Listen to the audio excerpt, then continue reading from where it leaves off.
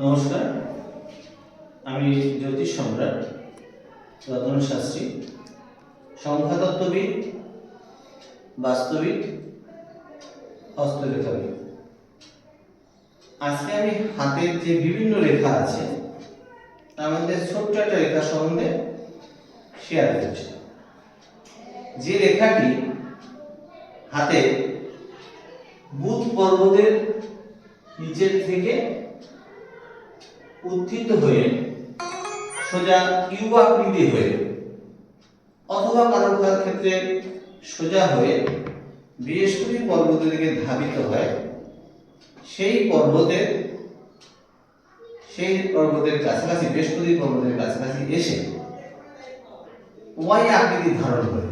যেমন আছে এই যে রেখাটি এই বৃহস্পতি পর্বতের দিকে ওয়াই আকৃতির দিকে গিয়ে বৃহস্পতি পর্বতের একটা অংশ ধাবিত হবে, অপর রেখাটি বৃহস্পতির দিকেও যেতে পারে, আবার অনেক সময় শনি পর্বতের দিকেও সে ধাবিত হতে পারে। এই দুই রকম ভাবে কিন্তু এই রেখাটি দেখা যেতে পারে। এই রেখাটিকে বলা হয় বিষ্ণু লাইন। বিষ্ণু লাইন, এই বিষ্ণু লাইন কখন হয়, কেন হয়, দেখা যায়।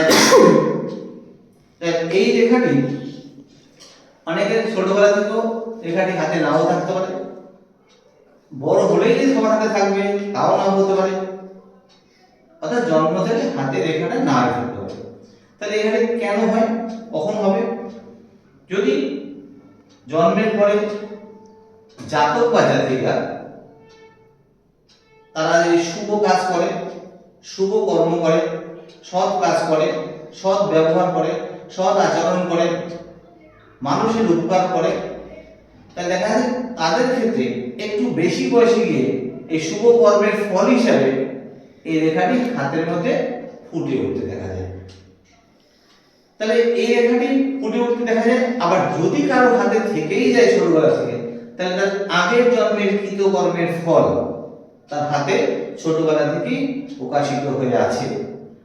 কিন্তু বেশিরভাগ লোকের হাতে দেখা যায়, অর্থাৎ যাদের হাতে এই রেখা দেখা যায় তারা শুভ কাজ করার ফলে অনেকদিন অতিক্রম করার ফলে 40-45 বছর 50 বছর পরে দেখা এই রেখাটি ফুটে ওঠে।